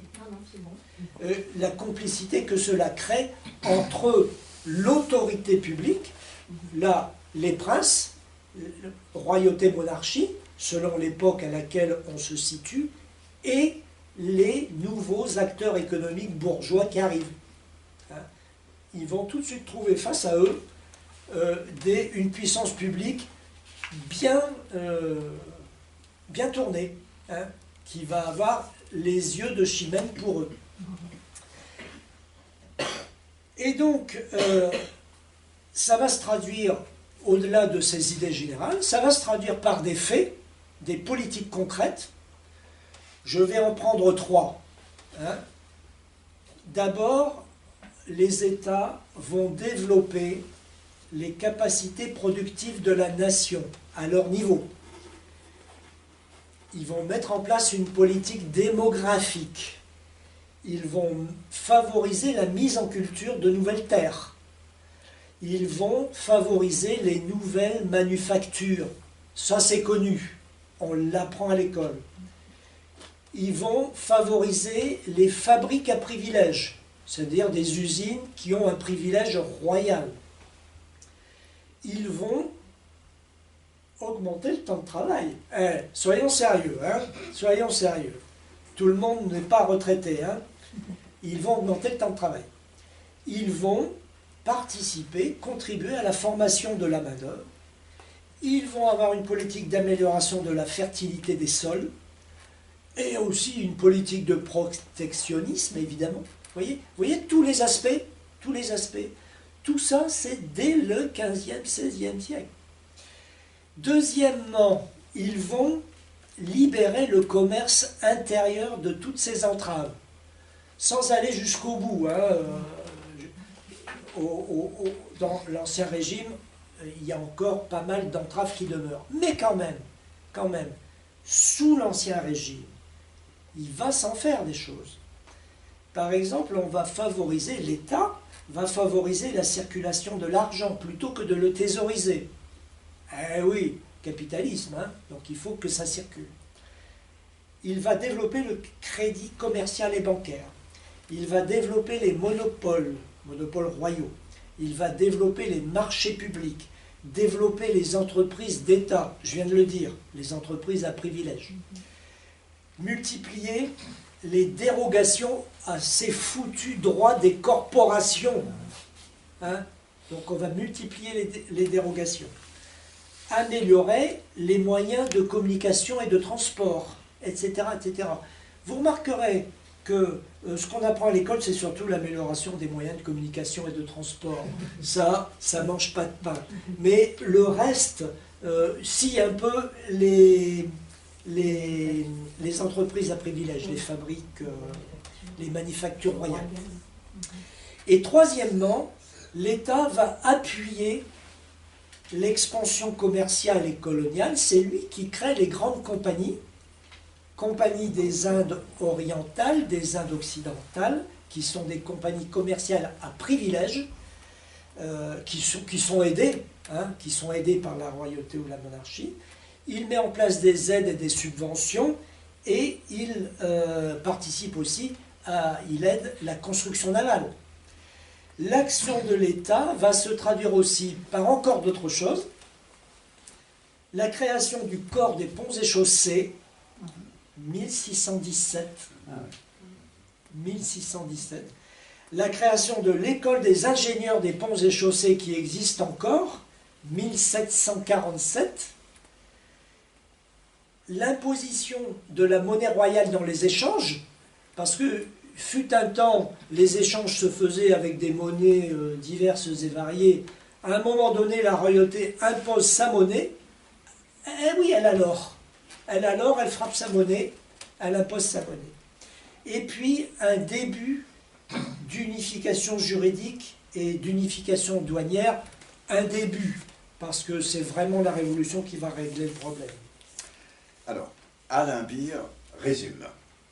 En définitive, la grande originalité du mercantilisme en tant que doctrine économique a résidé sans aucun doute dans le fait qu'il raisonnait d'emblée en termes d'économie nationale. La proto-nation est son type de référence et non l'individu comme pour le libéralisme. Et d'affrontement entre les proto-État-nation en cours de constitution pour le partage du marché mondial. Le mercantilisme aura d'abord été une stratégie cohérente de construction et de consolidation du marché national dans un contexte d'intense affrontement commercial et militaire entre les proto-nations européennes. Voilà pour la première partie, donc c'était le titre, je vous le rappelle, l'approfondissement des rapports capitalistes de production. Vous voyez que là on a listé une liste, on a fait une liste impressionnante hein, de nouveautés de toutes sortes, financières, matérielles, etc., etc. Une liste impressionnante de nouveautés. Donc deuxième partie, les guerres et révolutions. Donc les guerres d'abord. Beer fait un constat qui a d'ailleurs déjà été fait à propos de l'analyse des politiques mercantilistes. Donc les guerres, Beer, c'est... Je zappe ça. des passages parce qu'on a pris du retard. Alors, donc, les guerres. Oui, j'ai compris. Mais je gère le silence. Donc, les guerres. Beer fait d'abord un constat qui est le suivant. Le parachèvement des rapports capitalistes de production a engendré la guerre et réciproquement. Voilà. Je fais une petite parenthèse. Quand on zappe des passages, ce n'est pas bien grave puisque vous avez la trace écrite sur le site internet. Il n'y a pas de souci. Et de revoir la vidéo. Et de revoir la vidéo. Oui, vous aurez vu d'ailleurs ça. Le premier élément qu'il faut dire, qu'il faut mentionner, et il faut vraiment insister là-dessus, c'est que la guerre est inhérente au capitalisme et au proto-capitalisme aussi, mercantile, que nous sommes en train d'étudier. Là, ce qui nous occupe aujourd'hui ce soir, c'est le proto-capitalisme. Elle est inhérente au proto-capitalisme parce que son moteur principal, c'est l'expansion commerciale et coloniale, et parce que c'est la guerre qui, en dernier lieu, est le juge de paix, qui répartit les gains et les pertes entre les différentes nations en lice. Et donc, la guerre, elle pouvait découler du fait que telle ou telle nation s'estimait défavorisée, eh bien, elle s'engageait dans une guerre pour, remettre les choses à l'heure. C'est écrit ainsi en 1926. Henri C., c'est un historien. Depuis 1670, les grandes guerres, notamment la guerre de Hollande, mais aussi la guerre de la Ligue d'Augsbourg, ont été en grande partie provoquées par des rivalités économiques. Et les clauses commerciales des traités de paix prennent une ampleur de plus en plus considérable. Voilà. Donc là, il faut que vous alliez dans l'abrégé ou dans la trace écrite, mais les guerres, c'est merveilleux pour l'accumulation du capital commercial, du capital financier, du capital industriel. Il faut alimenter les troupes, il faut alimenter la royauté ou la monarchie pour faire la guerre, etc., etc. Il faut sécuriser les circuits commerciaux. Enfin bref, là, la bourgeoisie industrielle, commerciale et financière s'en est donnée à cœur joie. Et tout ce tohu-bohu, tout ce ramdam, on va dire, eh bien, il a eu des conséquences sur la composition sociale de la société, sur les ordres et les classes. La société d'avant-régime, c'est une société d'ordre. Mais ce que nous sommes en train d'observer, c'est que apparaissent ces nouveaux acteurs, les bourgeois, les financiers, les commerciaux, les industriels, et qui, eux, les ordres, c'est pas leur truc à eux. Eux, c'est la classe qui les caractérise, qui les identifie. Et donc, il y a un mouvement qui va se produire au fil des siècles. Je vais le caractériser très rapidement. En gros, si vous voulez, vous allez avoir un mouvement de passage, de délitement d'effritement des ordres. Vous les connaissez, les nobles, le clergé, le tiers-état. Alors, le tiers-état, c'est justement lui qui fait problème, puisque là, il y a la bourgeoisie qui s'agite. Hein. Bon, dedans, dans le tiers-état, il y a les paysans. Bon, les paysans, de temps en temps, ils se rebellent, bien sûr. Mais bon, les paysans, en gros, ils sont encore, pour un certain temps, en tout cas dans le système. Et donc, ces ordres-là vont se déliter un petit peu. J'ai dit tout à l'heure, par le haut et par le bas, pour la féodalité, etc. Bien. Et ce sont les logiques de classe qui vont apparaître. Prenons le clergé, par exemple. Le clergé, sous l'Ancien Régime, il est puissant, mais divisé.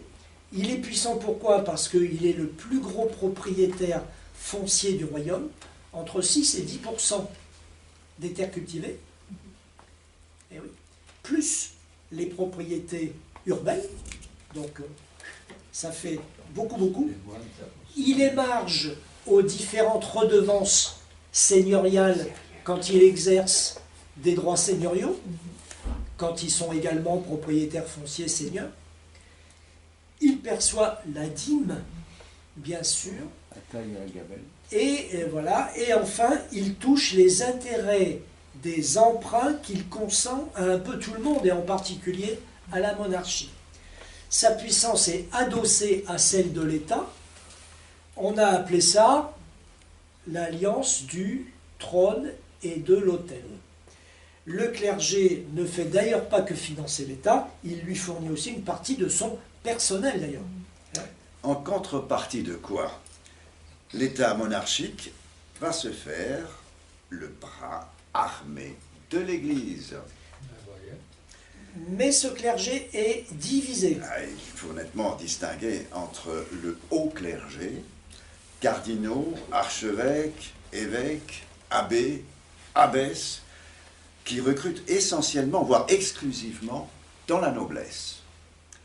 Et le bas clergé, curé, vicaire, moine et monial ordinaire, et qui est d'extraction roturière. Bref, le premier ordre n'échappe pas à la division et à l'opposition en classe sociale. Là, vous avez une vision réelle, toute faite de tension, hein, du clergé. Hein. Le clergé, non. Haut clergé, bas clergé, oui. Le clergé avec un C majuscule, ça n'existe pas. La noblesse, c'est pareil. La noblesse, elle est en déclin et elle essaie de freiner des quatre fers par rapport à toutes les évolutions. Les causes de son déclin, elles sont nombreuses. Vous avez la lutte des serfs pour alléger leur exploitation. Vous savez qu'une partie des serfs ont d'ores et déjà été affranchis sous la noblesse, une proportion non négligeable, 10, 15, 20, 25%, peut-être. Hein. Donc ça, c'est autant de main-d'œuvre qui n'est plus gratuite. Les luttes entre les seigneurs eux-mêmes qui s'opposent pour la terre, pour les hommes, pour le pouvoir. Et puis, les prémices des rapports capitalistes de production. Donc là, on va rejoindre une remarque de tout à l'heure. Je viens de parler de la régression du servage. Il faut aussi parler de la régression de la propriété foncière qui diminue. La disparition du droit de battre monnaie. Eh oui, la monarchie croît et embellit, elle se réserve ça pour elle. L'amputation du droit de rendre justice, la monarchie se le réserve pour elle. Et ils vont finir par ne plus avoir aucun droit de rendre justice. Et puis la relativisation considérable au fil du temps de la puissance militaire de la noblesse, qui va finir par devenir famélique, hein, carrément famélique. On connaît des révolutionnaires qui étaient des nobles, mais on sait qu'ils étaient d'une famille complètement ruinée en réalité. Bien sûr, ils étaient comtes, machin, truc, etc. En réalité, ils n'avaient pas le sou. Hein, et ils étaient encore moins aisés dans leur mode de vie que des artisans, des commerçants, etc. Bon, et donc, ils vont essayer de résister à tout ça, mais avec des résultats qui seront très incertains, se mettre au service de l'État, des choses comme ça, ou bien faire alliance avec la bourgeoisie. Il y a des nobles qui vont marier leur fils ou leur fille avec des bourgeois. La bourgeoisie, en ce qui la concerne, c'est une classe en ascension, on vient de le dire, mais elle est dominée politiquement. Le terme de bourgeois est en train d'acquérir son sens contemporain. Par son capital, la bourgeoisie contrôle l'essentiel du commerce et une part croissante de la production artisanale sous forme de la manufacture éclatée et de la production industrielle, manufacture automatique, tout comme la production agricole dont elle découle les produits. Elle est de même maîtresse du crédit, ce qui fait de nombreuses familles nobles, y compris les plus prestigieuses, mais aussi des monarques. Tout ça, ce sont ses obligés. Voilà. Donc, bon, on peut distinguer, bien entendu, je l'ai déjà fait d'ailleurs, hein, bourgeoisie marchande, bourgeoisie industrielle, bourgeoisie d'État, etc., etc. Je n'y reviens pas. Et puis, les classes subalternes, qu'est-ce qu'elles deviennent dans tout ça? On y trouve la petite bourgeoisie, les artisans, les commerçants, les professions intellectuelles, la paysannerie.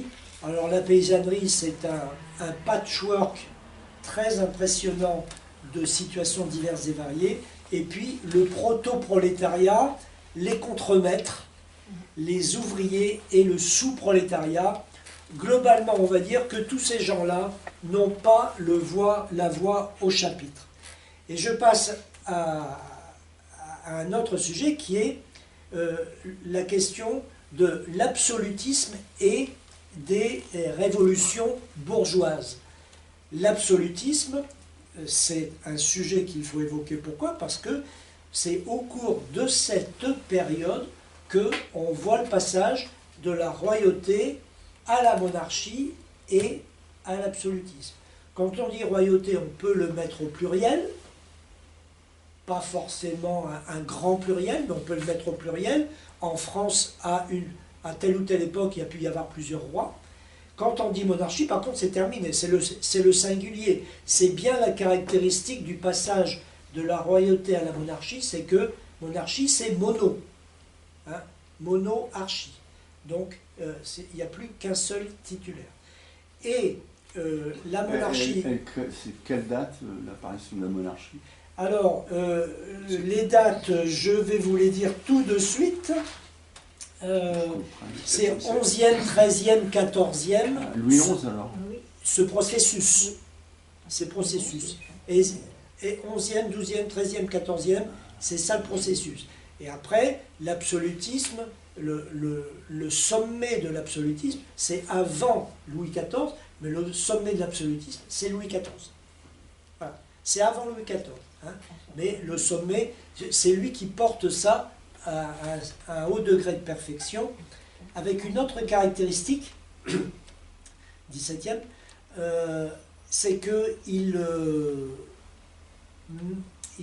emploie, on va dire, à haute dose, la bourgeoisie. Alors là, les féodaux, la noblesse, évidemment, elle tire la gueule, évidemment. Donc ça lui reviendra en boomerang, fin 17e, début 18e, la noblesse va se venger de Louis XIV. Ça, la vengeance étant un plat qui se mange froid. Alors, sur l'absolutisme, l'époque donc est marquée par des révolutions dans la configuration des sociétés, Et la toute première révolution, eh bien, c'est la révolution de l'absolutisme. D'abord, durant la période proto-capitaliste, les luttes entre ordres et entre classes conduisent un peu partout en Europe occidentale au renforcement des États et à leur évolution vers un absolutisme plus ou moins marqué, fondé selon le cas sur un compromis entre noblesse et bourgeoisie, ou du moins différentes couches ou fractions de ces dernières au sein du bloc au pouvoir. Voilà. Là, Beer, vous voyez, Beer, il est nuancé, etc. Il n'est pas catégorique, c'est parce que il décrit une situation européenne globale. Hein. Il ne décrit pas la France, il décrit... Donc, il essaie de faire une synthèse entre différents cas de figure. Le passage des royautés aux monarchies à l'échelle de l'Europe se fait au cours des 11e, 12e et 13e siècles. Et le passage des monarchies aux absolutismes, quant à lui, se fera au 14e, 15e siècle, assez tôt, mais dans des formes jeunes, on va dire, dans des formes jeunes. Nous, ce que nous avons retenu, c'est l'absolutisme de Louis XIV. C'est celui qu'on connaît le mieux, mais, et qui est encore porté au nu aujourd'hui. Mais l'absolutisme, c'est 14e, 15e siècle. Et donc, quand on dit absolutisme, derrière, il faut voir que la noblesse, derrière, elle souffre, évidemment. Elle est réduite à un statut secondaire.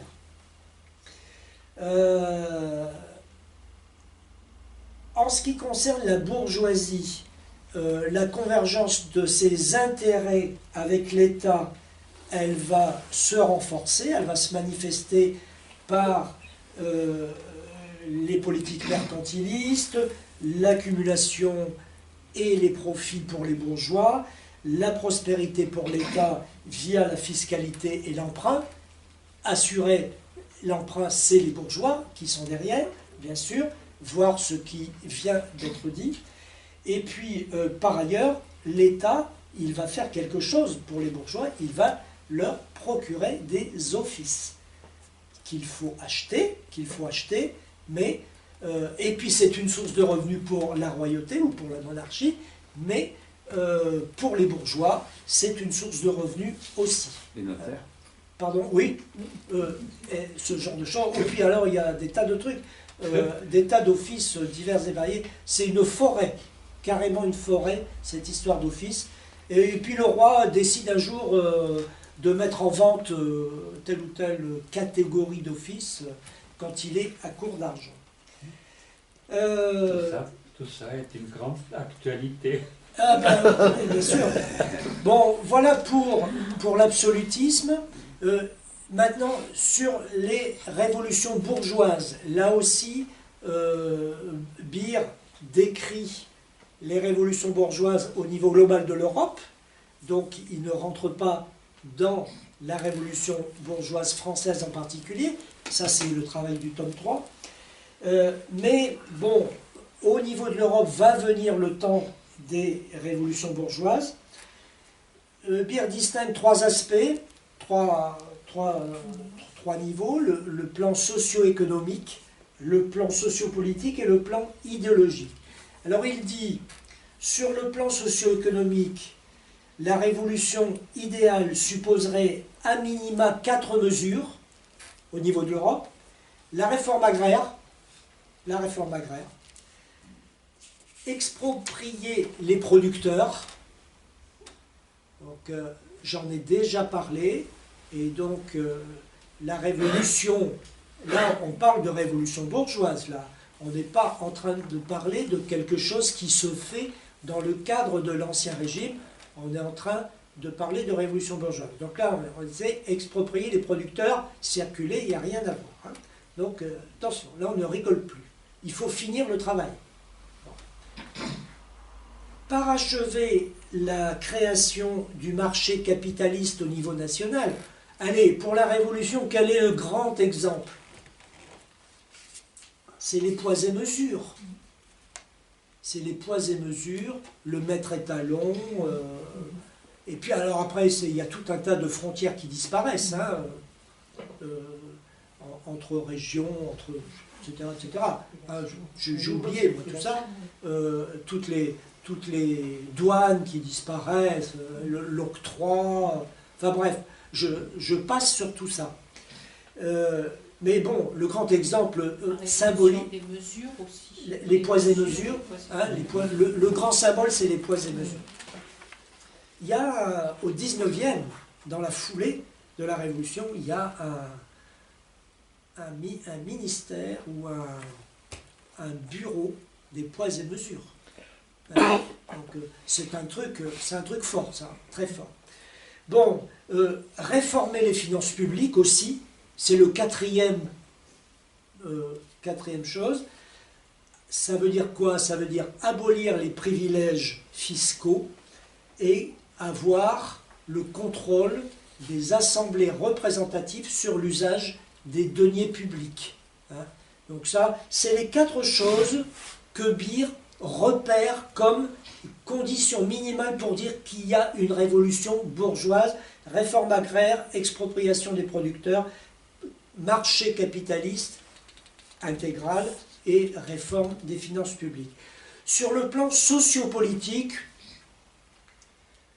bon, il faut quand même, c'est le minimum, que les bourgeois soient dans le bloc dirigeant.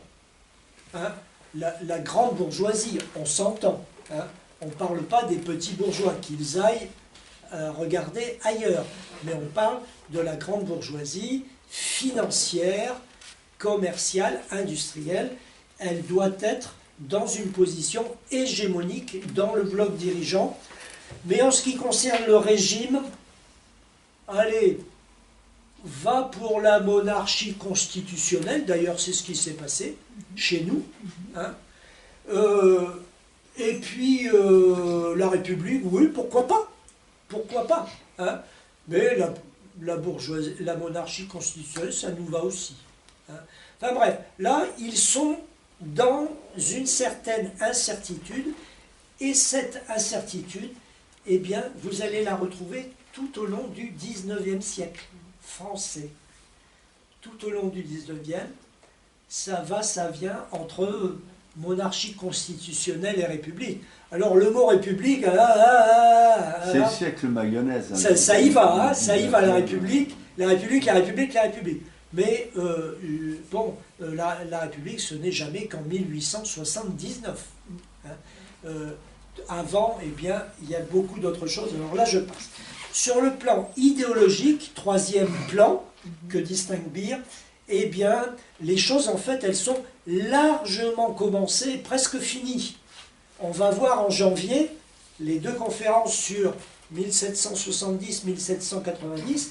On va voir que dans ces années-là, avant la Révolution, l'hégémonie bourgeoise, elle est assurée, et bien assurée.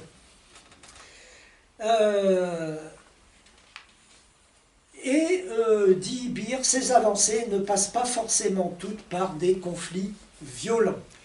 Ainsi en a-t-il été, en particulier, dit Beer, des évolutions culturelles. Voilà. Par contre, malgré tout, avant la Révolution, la bourgeoisie, bien sûr, elle avait beaucoup à dire sur les privilèges économiques, de la noblesse et du clergé. Elle n'était pas spécialement enchantée de devoir acheter les offices. Elle aurait bien aimé que ça soit autrement. Ou les titres nobiliaires aussi. J'en ai pas parlé de ça. Mais la bourgeoisie, la grande bourgeoisie, assez vite, elle achète des titres nobiliaires. Bon. Alors, acheter les offices, qu'est-ce que ça veut dire concrètement? Pour être intendant. Oui. Intendant de Guyenne. C'est une région, à l'époque, sous l'Ancien Régime, une région du Sud-Ouest. Oui. Intendant de Guyenne. Par ici la monnaie. Tu veux être intendant de Guyenne? Écoute. D'accord. Eh oui, tu me payes. Tu me payes, oui. Eh oui, et tu seras intendant de Guyenne. Ah, c'est ça, d'accord. Et tu auras un Donc, statut oui. de privilégié. Et tu seras privilégié. D'accord. Voiture, chauffeur, grand train. etc. D'accord, j'ai compris. T'as compris? C'est ça, c'est les offices. Alors, Acheter Beer, un office. je peux y aller là. Allez, oui. Alors, Beer juge que les freins au développement du capital ne manquaient donc pas. Et il poursuit.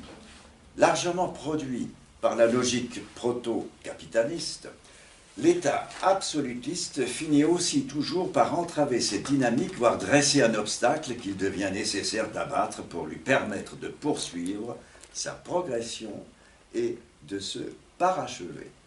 Et c'est pourquoi, dans toutes les formations sociales en transition entre le féodalisme et le capitalisme, les lentes mais profondes évolutions de l'un à l'autre finissent tôt ou tard par se trouver brutalement accélérées par des épisodes révolutionnaires venant briser les barrières institutionnelles qui, notamment sous la forme d'États absolutistes, les bloquent, les freinent ou les dévient.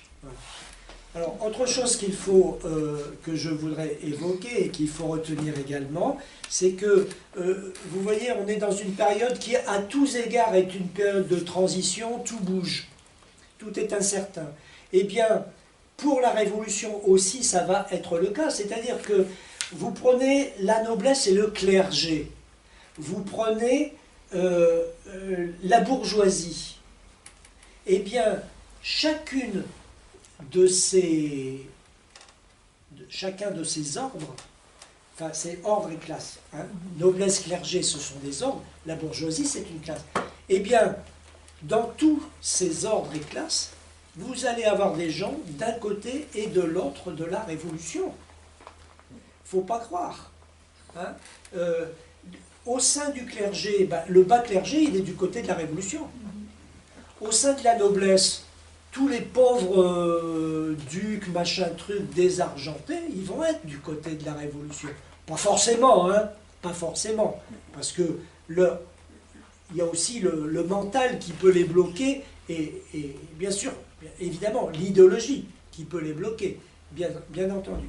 Mais on va avoir des gens des deux côtés.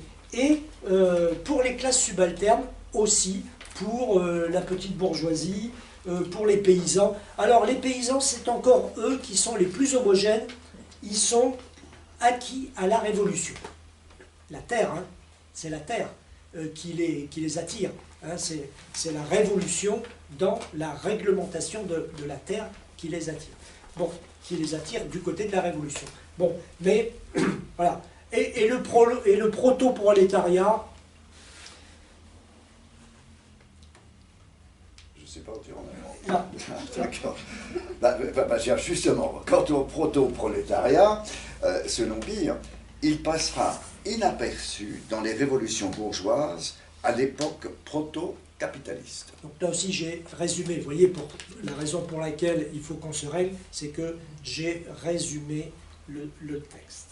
Alors, tout commence par une crise conjoncturelle de l'État absolutiste, venant brutalement aggraver une crise structurelle antérieure par une conjonction de mécontentements.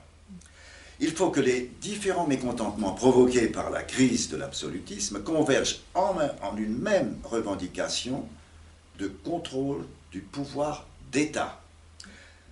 En outre, la Révolution est marquée par l'intervention autonome des différentes classes subalternes pour une autre redistribution des richesses. Voilà, ça c'est ça le processus de base. Hein. Au niveau de l'Europe, j'insiste une nouvelle fois, le processus de base, il faut une accumulation de mécontentement, crise structurelle, crise conjoncturelle, paf.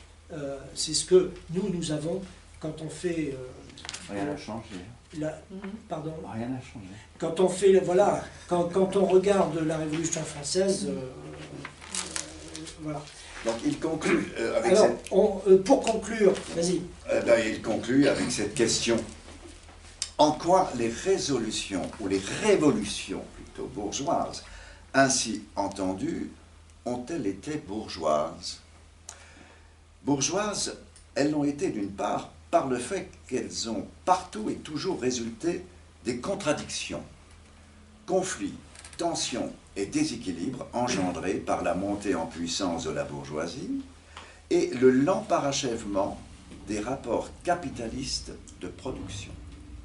Bourgeoises, ces révolutions l'ont été d'autre part en ce sens qu'elles ont consolidé le pouvoir de la bourgeoisie, écarté les obstacles persistants sur la voie du développement des rapports capitalistes de production et transformé une classe déjà hégémonique sur le plan culturel et en pleine ascension sur le plan économique en une classe politiquement dominante. Voilà. Le panorama, là, il est complet. Voilà. Donc là, vous avez un survol de ces 3 siècles-là, l'approfondissement des rapports capitalistes, les guerres et les révolutions. Alors, la partie guerre et révolution, comme vous avez pu le constater, je l'ai sérieusement résumé, mais vous avez la trace écrite et plus encore l'abrégé. Bon, franchement, si vous avez une tablette, hein, franchement une tablette, c'est un document PDF. Hein. Donc vous mettez le document PDF sur votre tablette et après la lecture, elle est relativement sympa. Moi, je préfère le papier, hein, moi aussi, mais quand je dois lire sur tablette parce que les documents n'existent pas, j'y arrive quand même, et ma foi, et on peut même prendre des notes, hein, souligner, etc. C'est pas une torture non plus. Voilà, donc là, dans 15 jours, c'est l'apparition de l'État, hein, tout au moins d'un État fort, quoi, hein, d'un État, on a vu hein, que l'État, très vite, il intervient. Mais au début de la période, c'est un État qui est un peu malingre, évidemment, et qui se fortifie progressivement. Donc on va regarder cette apparition de l'État jusqu'à ce qu'il devienne un acteur majeur de la société. Et puis après, on va étudier des aspects plus sociétaux, c'est-à-dire les mentalités. On va parler du contrat de travail, on va parler de la famille, on va parler de choses comme ça, vous voyez. C'est l'invention de la modernité, la société dans laquelle nous vivons. Là aussi, survolé, parce que Pierre, lui, est beaucoup plus précis. Et puis en plus, c'est un sujet un petit peu plus complexe que ce que nous avons vu aujourd'hui. Aujourd'hui, on pataugeait dans l'économie, dans des choses comme ça. Mais là, c'est plutôt les mentalités, la modernité.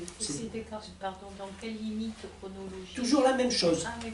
Toujours la même chose, avant, toujours pareil. Mi-15e, mi-18e. Tout à l'heure, vous avez fait juste une allusion à la médecine. D'Amboise-Paré à Lavoisier, il ne s'est rien passé. Oh bah si, moi je ne sais pas quoi, mais... Non, mais en gros. Bah, je ne sais pas... c'était les rebuteux, etc. Ouais, je ne saurais pas vous dire, là je ne suis pas un spécialiste. C'est le vide complet, quoi. Ben, la médecine, oui, je ne sais pas à partir de quand on peut parler de médecine. Bah, à Lavoisier, on commence à penser...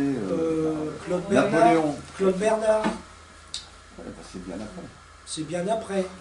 Lavoisier, c'est la Révolution. Donc, ouais, c'est un peu tôt. Non, c'est plutôt après, à mon avis. Oui, c'est après. C'est ce que je dis. Je dis Lavoisier pour limiter la casse. Ouais. Merci bien pour tout. Voilà. Nous apporter de la super. culture, Voilà. du savoir, de la réflexion. Bravo. Allez. Donc,